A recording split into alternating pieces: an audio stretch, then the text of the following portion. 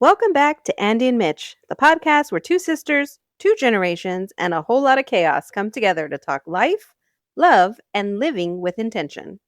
Today, we are talking about simplifying life, our homes, our routines, our closets, our expectations, and why doing less might actually be the key to feeling more joy. Because at some point you look around and think, why do I have 5 different types of spatulas and still order takeout? Right? So grab your cafecito, take a deep breath, and let's declutter mentally and emotionally. Let's dive in. Bottom line, we live in a society that overconsumes food, clothes, crap we don't need in our houses, social media, TV, everything's at our disposal. It's at our fingertips. I think it's safe to say that none of that stuff is actually linked to real joy in our lives. And it's like too much. The stuff is not saving us. In fact, 80 to 90% of Americans feel overwhelmed by clutter, with experts estimating clutter contributes up to 25% of household stress. That's Seriously. a lot. 63% admit clutter negatively affects their mental health, and 61% say decluttering improves their quality of life. When you do declutter and you finally get through all the mess, I mean, it's not a pretty sight. And sometimes it takes days. But when you do get through it, you feel this sense of lightness. Have you ever had a moment where you realized you have too much stuff? Anytime you have to move? Yeah. I only need 10 boxes. And then you start packing and you're like, where the heck did all this stuff come from? There is no way I have this much stuff. Like the last time we moved, like a big move, the freaking moving truck was packed to the brim, to the point that the guy was telling me it's very heavy, so I have to drive very slow. That's kind of crazy, actually. Wild. There's so many things. You guys have like collectible items, you have a lot of books. That's just a nice way to say hoarders. I collect the least amount of things in that house. I am a journal hoarder. I have a bunch of journals I probably will never use ever in my life. You'll get The to last them. time we went to Barnes and Noble, You got another one. I bought like 3, remember? Yeah. I was like, I need this one. This one's for doodling. They all have a different purpose. This one's for writing out my ideas, my creative ideas. And then this one's for gratitude or something. One And- was prompted, wasn't it? yeah, the gratitude one I think had like questions. And I thought I could totally use this. Mind you, when I got home and I looked at my bookshelf, I had 2 other journals that were like gratitude. So, yes, that I do hoard, but it doesn't take up more than like a shelf of space versus people that I'm related to have like rooms full of collectibles, which I'm surprised we'll find out. Because you're a very emotional based person too. They're very emotional based, so they get emotionally attached to their things. Yeah, I used to. You don't anymore. I don't anymore. You don't even like those bitches anymore. Get rid of it. I did do that. When I was looking through my memorabilia boxes, I had a lot of them. I ended up shrinking it all down to just 2 clear bins where I could see everything in it. Now, there are some photo books that I need to put together. I bought the photo albums, but I have not put them together yet. So that's a project that I have. But outside of that, I shrunk it down, and it actually was really beneficial for me because I realized a lot of this stuff was like just outdated. I don't need things of like my first relationships. I don't need stuff like that. And so I threw it all away. Like everything, because I want to make space for new things. I think if I became a parent, it would be different. I would be very sentimental. I'm just going to say this very honestly. You collect so much crap from your kids that you really, at a certain point, you have to purge. It's just too many things. You have to very carefully and thoughtfully slowly make things disappear. And then pick what you want to actually keep in store because it's too much stuff. I love my kid, but I just don't need all of those things. Yeah. And I think that's the strife that a lot of parents go through because they don't want to get rid of it because it is very sentimental. And then they have to figure out which ones are the best ones to keep. For me, particularly with a lot of this stuff is like sentimental, more related to like traveling, just times where I just had a lot more time to do really fun things. Do you have anything that you collect? No. No? Like pins or mugs or? No. Really? Oh, I do. I collect gift cards. Money, cash, and diamonds. Just diamonds. Just jewels. Why? Just bars of gold. Anything of significant financial value? I collect greeting cards. I have Yeah, you do buy greeting cards for no reason. No, I have a reason. And the reason is they come in handy. Like when I need to give somebody a birthday card, I always have a birthday card. If I need to give them a grief card, I always have a grief card. If they need You have like a card for I everything. have a card for everything. If you Yeah, want a funny 60. one, you want a sentimental one, You want want a one with heartfelt lions, tigers, bears, dragons, children's birthday, adult birthday. a gender theme, non-gender theme. You want it in You've got 'em Spanish and all. or English.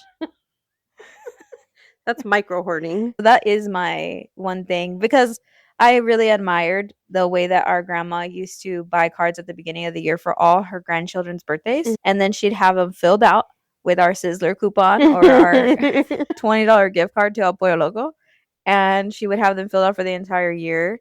And I really like that. So like that's something I want to keep doing. So I always have cards available to me to be able to fill them out. I am yet to see a card with a Sizzler coupon or a $5 I've never Pollo given Loco. you a Sizzler coupon. But now that we're saying it out loud, I should start. I love those cards. I did too. It was so cute. It's like I'm gonna get my $5 and my Sizzler. It was wonderful. And when I was a kid, that was like I was rich. Yeah. We were gonna go to the liquor store down the street, and I was gonna get all kinds of candy. My in-laws give you cash for the number of years that you've been alive. The older you get, the more you get. It's the greatest ever. It's just so sweet, and I think I like that sentiment. So I do collect cards for that. My other goal was to start just making a ton of photo albums. So I do have those 2 photo albums, the project, because I have a ton of photos, but I never frame them or put them in albums. But it's because I've moved so much and I got really detached to the concept of keeping things. I think that there is a benefit to it, right? There are things that are anchored in memories. That's why, like, when you start going through a box of stuff and you're like, oh my God, I remember this. Oh my God, I remember that. Or, this happened, and we start getting real sentimental. But I do think we need to be selective on which ones we keep and not keep everything. As you get older, you also become very knick-knacky. This is a true thing. I don't know why it happens. It just happens.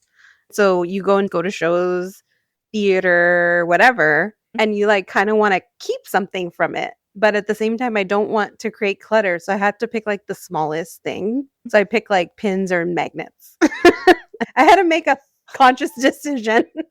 Like if I get something, it's got to be something I can wear, like a t-shirt or something that I'm actually going to wear, or something small. Because then if I have a lot of them, it's okay. They fit in a tiny little box, a shoe box, and it's fine. Yeah, and they say that mementos for meaningful moments like travel or events can spark creativity or joy. And that's why people tend to do them, aka your buying of pins and things. I like buying funny pins that I'm going to put on my backpack. So I do like stickers. That kind of ties to like identity and personality, right? Yeah, it's super cheap and affordable, and it's a fun way to express yourself, like you're saying. And I put stickers on my laptop, which a lot of people are like, blasphemous. How dare you? I'm like, dude, this thing's going to break. Like, they break. I don't know if you know this, but we all die. Boom, boom. Do you collect books too? Wait, I'm making a lot of confessions right now. Yeah, I told you collected books. No. Okay. You guys all collect books. We all collect books. We're a book family. But I collect books like people collect wine.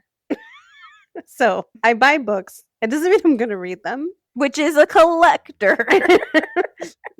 But at the right moment in time, when it makes most sense, when the universe aligns it to where it needs to be, those books will be read. I don't even need to go to the bookstore, you guys. How do you think clutter in your home affects your nervous system? I know how it affects mine. I have like what I like to call borderline OCD. You dabble in it? I dabble. It's almost like you get real clear on an idea you have.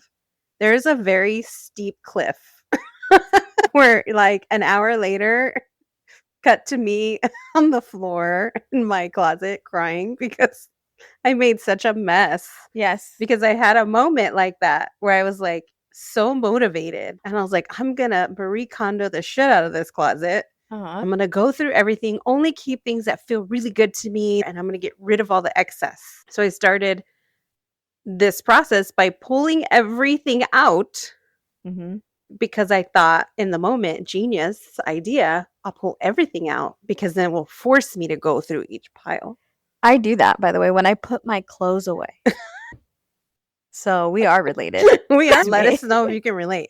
And it's also a woman thing because that's one thing I've learned over the years is that the way it shows up in us shows up differently than potentially in men. Yeah. And that cliff hit hard and I deep dove down into like, I can't do this.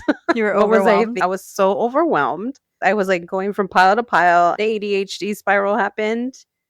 And then my partner came home and I ran and slammed the door. And I was like, don't look in here.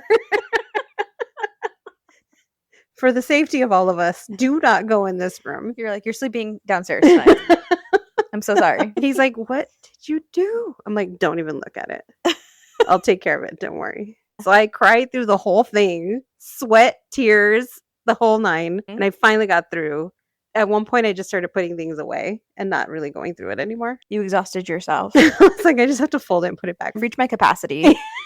Now these 4 drawers are going to be a mystery. To be continued in another day.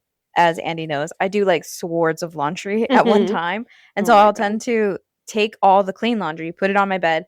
Then I get the drawers and I flip all the drawers out onto the bed. I'll sort through it and I'll just be like bitty bitty bombing my way to like order and cleanliness. And I think it's because there's like an element of like functionality, setting myself up for success, knowing where everything is. I think it really does impact my nervous system because I recognize that I have a very insecure attachment to things growing up without a lot of stuff. And like also growing up in a home that could sometimes be chaotic, that also felt cluttered when it was chaotic. So I kind of associate the two things. So it makes me very anxious and uncomfortable when there's Cluttered. too much stuff to where that's spilling out of everywhere and I can't keep it organized, to where you're like, shoot, we have too many things. We have to like taper this down immediately. Stat. Because it does impact my mental health. And it is directly correlated to how we grew up and the impact that that had on me. I do see that because I think to some degree our mom kind of had that too. I think she still does. Yeah. I love you. I love you so much. But she's better about it though. But when we were growing up, that's probably why there was so much clutter, because she didn't know if she would get the opportunity to get something again. She was very similar in the respect that getting overwhelmed and not knowing how to properly dispose of things. I think now I'm just like, I am throwaway crazy, so much so that sometimes she'll even be like, stop throwing things away. Really? Because you're gonna start throwing things away. Yeah, because then everybody, they like start putting caution tape across their doors and they're like, don't come in here, leave my stuff alone, you don't need to clean that room. I'm like, relax, I'm just cleaning my own closet. Yeah. They know once I go on like that rampage, I start like, we don't need this, and I'll start just throwing things away and it can get a little out of control. Yeah, I do the same thing. But do you think that we as a society, especially being so consumer focused, do you think we confuse abundance with excess? We can definitely find ourselves in these consumerism loops, especially with social media. You're seeing all of these things marketed at you, and it's a quick tap, tap, tap before it's at your house. And also, the idea of like abundance versus excess, it's like, oh, well, I have the funds to do it, so obviously it's okay. It's not excessive. But I do think that we confuse this idea of abundance. Like, we're doing well, we have all these things. We can see it as a status symbol of abundance, but in reality, it's a very fine line between that and excess. And I actually started to notice, like, when I would simplify things, something as simple as like my makeup routine to my closet to my office space, I just felt so much better and I felt happier. And I started to feel more comfortable in my own space. Yeah.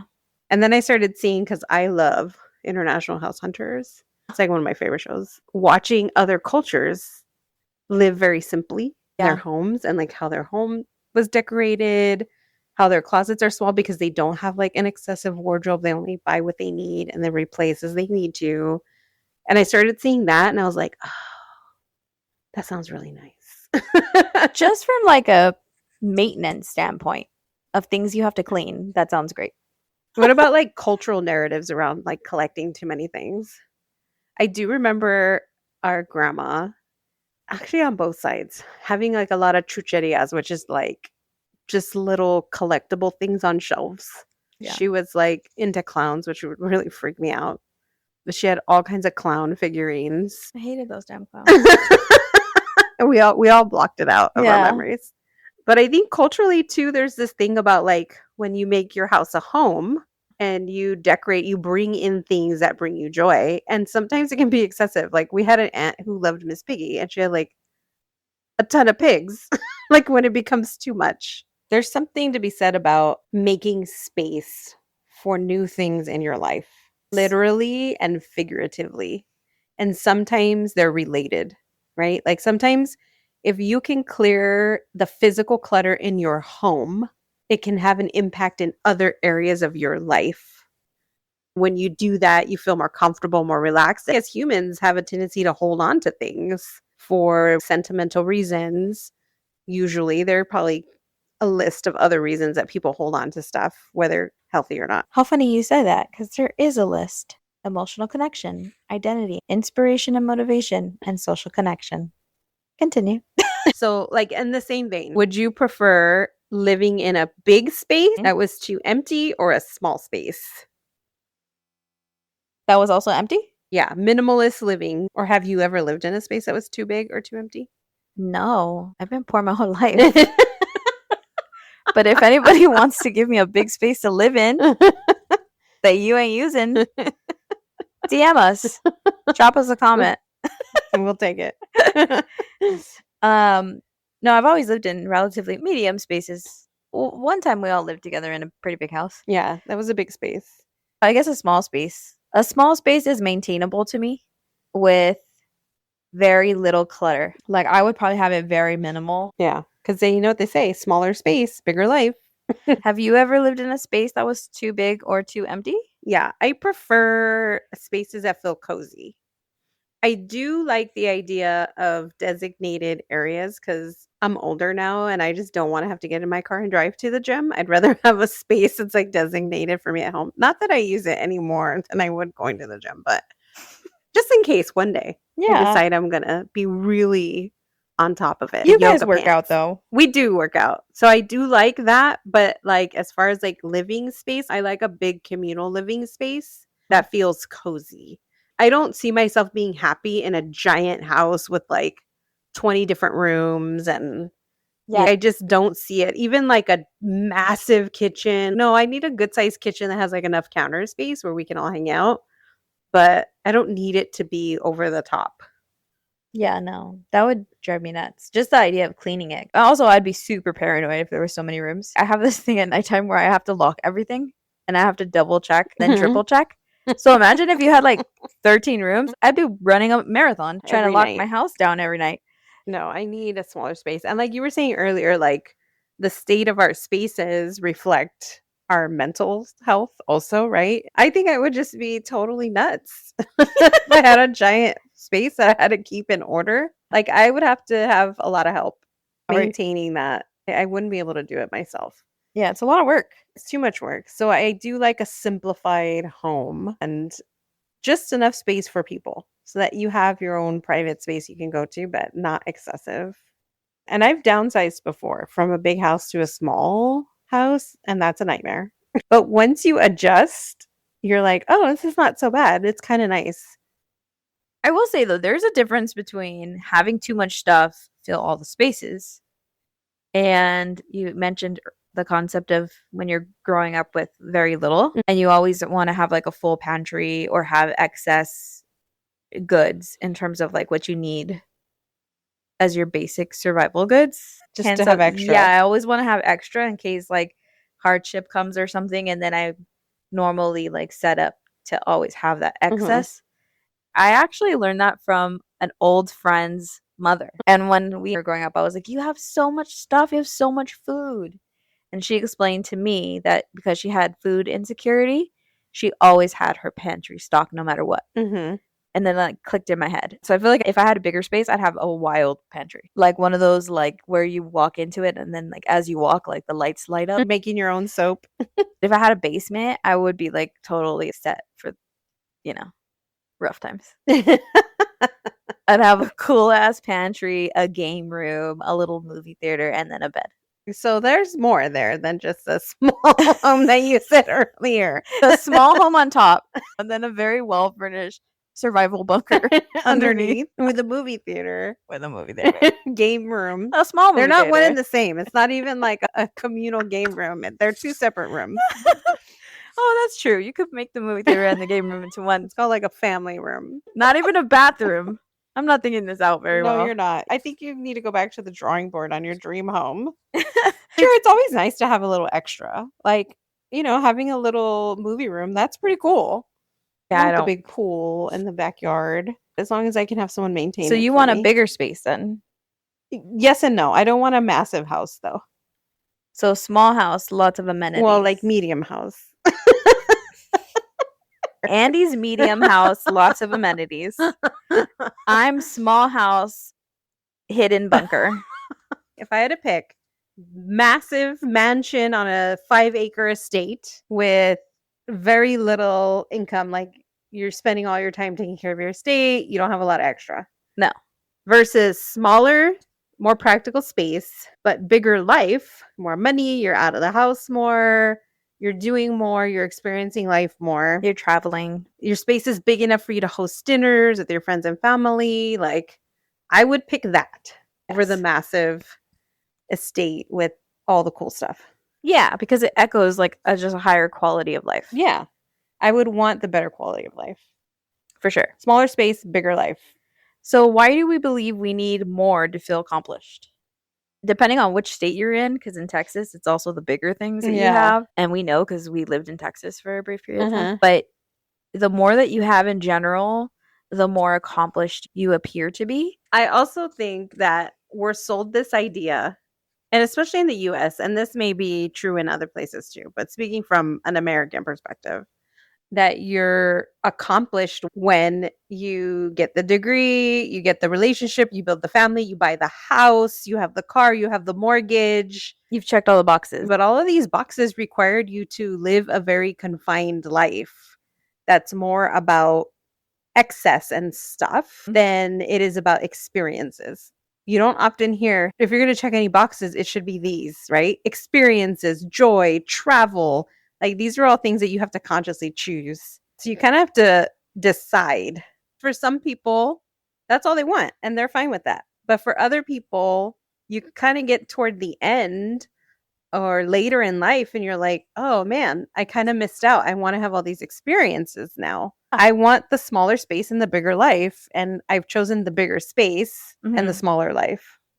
I've always had these little moments where the universe has reminded me that like your things and your titles and your money is not the goal. These little pit stops where the universe kind of redirects me when it can, and I'm really grateful for that, because I do think that is very true, but it does buy you freedom a lot of the times. I also know that is a huge thing for consumerism and for American life, is like there are very, very real check boxes that people feel they have to accomplish in order to feel accomplished or to feel like their life had value and meaning. Along the lines of what Andy says is like, you just need to invest in your life and you'll find a lot more value and meaning in the way that you show up, in the people you surround yourself with, in the places you get to see, in the cultures you get to experience, in the things you allow yourself to be curious about. Everything else is temporary. The moral of the story is that joy comes from clarity and simplicity, not clutter and excess. Because all those things, when you're checking the boxes, it's like you're just collecting things that are holding a lot of value for you. But in the clutter, there is the potential to get lost in it. And I do think that clutter in your life and excess of things pulls you away a little bit from this idea of having clarity and finding joy and finding like deeper meaning. And I'm saying this from my own personal experience. The more I've let go of that, the happier I have become. And the more I am able to tap into joy and ease in my life. It does coincide with the concept that you talked about earlier, which is creating space for new things, new experiences, new opportunities. This idea of simplicity, it really is like this radical act. of self-trust. You're trusting yourself enough to know if I need it, I'll get it. And I don't need to fill my space with things. But also, since we're talking about like decluttering, because we talked about decluttering stuff, decluttering your house, your life goals. Where in your life do you think you could create more space? Social media, overconsumption of media and marketing is really tough on our brain. It isn't necessarily trying to harm anybody, but I think the overconsumption of consistent ads and influencers and all these things, harping reminder of all the expectations and societal pressures and stigmas and all those things. And whether it's from people I know, we always want to be intentional about our friends that we want to invest our support in. A lot of people have their own podcasts, their creative endeavors, their personal businesses. And so trying to catch them in between all the clutter can be really hard sometimes, especially when you're following too many people. So I am a big advocate for social media decluttering. Yeah, I second that notion. What about you? I think I need to declutter my schedule. Mind you, it's summertime. It's probably a little decluttered on its own right now. I need to be more protective of it in that way because my schedule can feel like it's cluttered. There's too many things on there, too many to-dos, too many meetings, too many this, too many that. If I'm too jam-packed, there's no room for anything else. You heard it here first from a very busy professional business lady. Yeah, for me, my schedule has been decluttered. Your version of decluttering is you just went and hit delete. I just deleted You everything. just sent blanket cancel messages to everybody. I was just telling two of my friends the other day that I'm in my hermit phase. I feel like I need to preserve. So almost like a bear going into winter. Yeah, it's called the wintering. I don't love summer. It's definitely not my season. I'm more of a fall person, but because I like the cooler temperatures, light sweaters, things like that. Fall, late fall, early winter. But I do love the beach. I just like water. I personally love water when it's falling from the sky. So I'm major fall winter person. So you're a hermit phase because it's too hot. Yeah, it's starting to get warm, so I'm starting to check out. Is that why? So you're saying because of the weather, you're decluttering your calendar and minimizing activities with your friends. I'm just trying to understand. Yeah. I'm glad we got that clarification. And there's a lot going on. And so my brain is like, well, this makes perfect sense. It's about that time. It's about that time for me to go into hiding. I think I'm going into hiding a little sooner than they would like. I will emerge a new butterfly in the fall. Hilarious. And I think that coincides with like decluttering friendships. It'll still be there in the fall. Our real friends. So that's how you know that they've weathered the storm with you. Well, you know, joy doesn't always look like a tropical vacation in Florida or buying new things. Sometimes it's just a simplified, uncluttered morning indoors or breathing room in your schedule, or finally donating those jeans from 2008. Get rid of a lot of those things. I like let go of a lot of stuff. I was watching the new Stacey and Clinton fashion show. One of the things that she said is if you're holding on to things from years ago because you think you're going to fit into them, that it's very toxic. It's very unhealthy for your soul. Mm-hmm. You have to let it go. She just like totally called me out. So part of my decluttering of my closet was I did go deep down and find all this stuff that I was holding on to. Of like, oh no, it'll fit the way I want it to eventually, right? And then I'll wear it and then I'll feel good. And I was like, you know, she's right. This is toxic. So I let it go. I donated it. Some of the stuff still had tags on it. That's very sad. Or I gave it to Mitch. She gets all the new tag stuff. Sometimes. Or our mother does. She's like the hippest lady you'll ever meet in your life. She literally gets all of our hand-me-downs and she's like, fly. All the time. All the time. And she loves fashion so much. So shout out to our mom. It'd be a sign to you that I'm in a decluttering or ADHD spiral because I'll text you and I'll be like, do you want these? I've gotten so many shoes from Andy.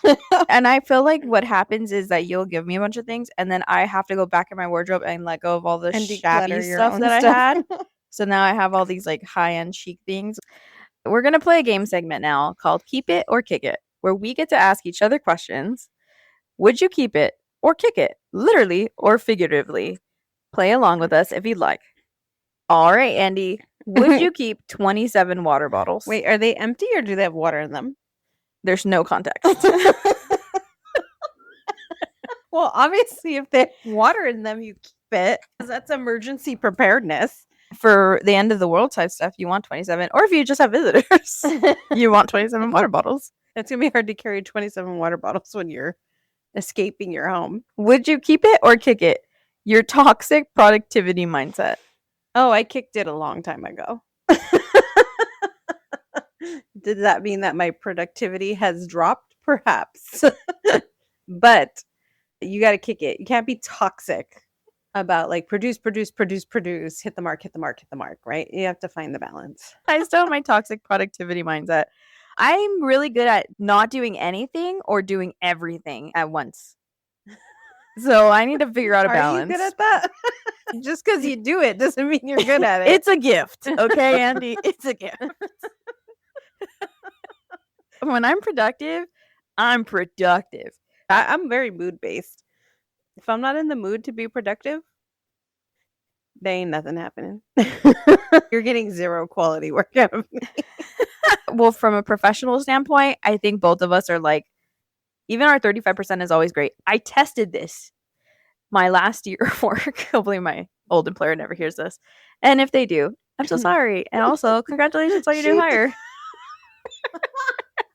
Hang on. You basically showed up to work purposefully at 35%. At 35% for an entire year.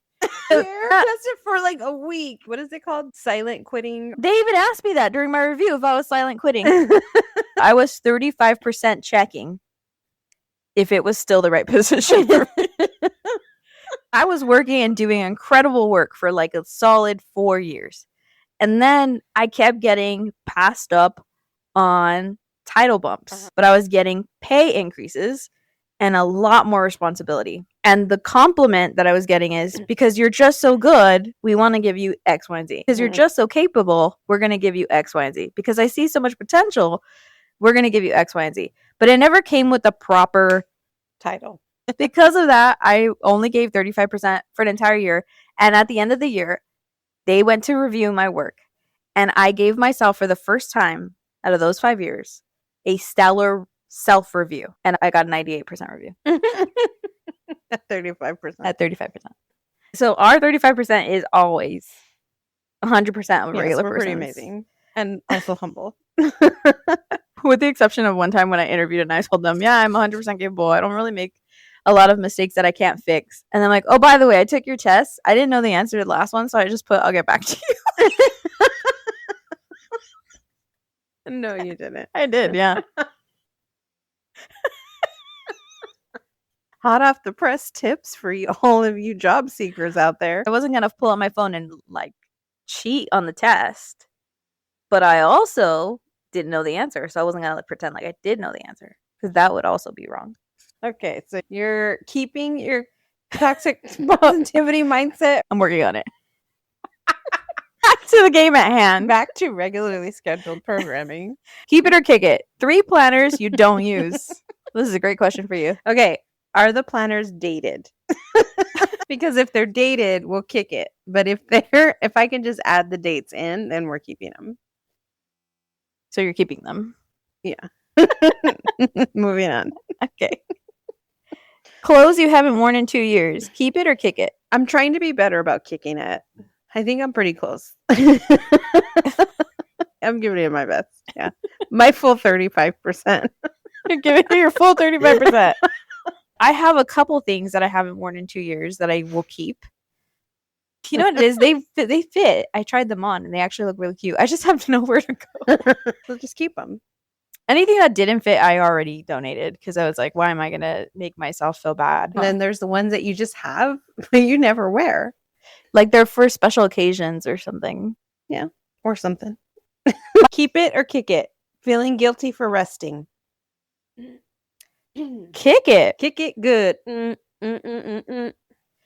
A lot of people battle with this. They feel guilty for resting, so they don't. They don't slow down. They don't rest. Probably the idea of decluttering their schedules and things is anxiety provoking because they don't want to feel guilty for not doing things, right? And not being productive. I kicked that a while back too. I need to rest. Otherwise, I'm useless to myself and the rest of the world. If I don't rest, I'm just a drunk man. Keep it or kick it. A drawer full of tangled chargers. Kick it. I just get them all and throw them away. I'll just detangle them. I'll go to the store Uh-huh. and buy a new one. Or Dude, Five order it Below online. has such great chargers. Okay. The belief that busyness equals value. Kick that to the curb. Kick it. The answer, my friend, is that you are valuable as you are. Take your lightsaber and I'll swing it in a circle. Swing, swing, swing. Keep it or kick it. Items you have in your house as decor that were given to you as gifts by exes. Oh, I had this. Is it there still? No. I had a photograph that an ex took of the 6th Street Bridge in LA for me as a birthday gift. And I had it because the 6th Street Bridge has since been demolished. Every time I saw the image, I remembered that person. So I ended up kicking it. I threw it out. Despite the fact that it's a 6th Street Bridge and there's not a lot of pictures of it left. I don't have anything like that, so it's not an issue for me.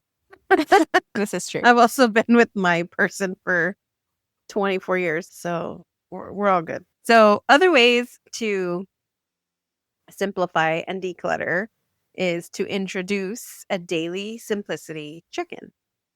Like, ask yourself, what's essential today? Decluttering is an art form. You do have to practice. You do have to work through a lot of things that might come up with decluttering. It does bring about a simplicity that brings joy and ease. And like Mitch talked about earlier, there is a lot of research to support why. So, for example, a lot of like high-level business people keep a very simple wardrobe so they don't have to overthink. And that was one of the things that Steve Jobs did. Yeah. He wore the same outfit all the time, so he didn't have to worry about it. It was one less thing for him to have to think about, stress about. It created like a calm and an ease to his routine every day. And I can see how that works. I don't know if I'd want to wear the same thing every single day, but I can definitely see the benefit in that. And it's affordable. Yeah, for the most part. Simplicity actually does regulate your nervous system as well. And when your environment is chaotic, your body reads it as a threat. You're more likely to be in a constant state of fight or flight. Spaces can increase cortisol levels. Organized and calm spaces promote parasympathetic nervous system activity, the rest and digest mode. So after cleaning out a drawer or walking into a tiny room, you know how you get that instant breath of fresh air or feels lighter, like you said earlier? Yeah. That's that. That's very the real. magic of that. Actual nervous system reacting. It also increases gratitude and presence. So when you have less, you notice more. And the research in mindfulness shows that being present increases joy, and minimalism naturally encourages mindfulness. So there are a lot of teachings that encourage releasing attachment to excess things and create open space for appreciation. So it's like we were talking about, like when you notice that you can actually feel joy and live a fuller, bigger life when you have a simple home and you simplify your routines. Finding joy in simple moments, like your morning cafecito ritual, a walk without your phone, or even sometimes wearing the same outfit and not caring, or similar, right? And not caring. It creates financial and emotional freedom. The less you chase, the less you spend, the more you gain. People who embrace voluntary simplicity report higher life satisfaction and lower financial anxiety. Not having to constantly upgrade, decorate, or hustle brings a feeling of liberation and self-trust. Decluttering and simplifying aligns your life with your values, not noise. So this idea of simplicity lets you see what matters most. And when you declutter, you're not just removing objects, you're removing misaligned expectations and distractions. And when you are existing from a values aligned living space, it is actually linked to greater psychological well being. And when people can name their top 3 values and simplify their life around them, they report feeling more in control and fulfilled. So, being clear about what your values are and your current priorities in life are helps you stay connected to this idea of living simply and decluttering and tapping into more joy, and helps you honor that on a regular basis. So simplicity is not about deprivation, right? That's not what we're talking about here. It's about liberation. You're not giving something up. You're looking for ways to give back to yourself. So here's your permission slip to unsubscribe, unfollow, unclutter, unpeople please, whatever you need to simplify today. Remember, less stuff equals more room for joy, for breathing, and for being. If this episode sparked something for you, share it with your favorite declutter buddy or your most chaotic friend who needs it badly. And don't forget to subscribe, rate us 5 stars or higher, and catch the next episode of Andi and Mich. Catch you next time. Bye. Bye.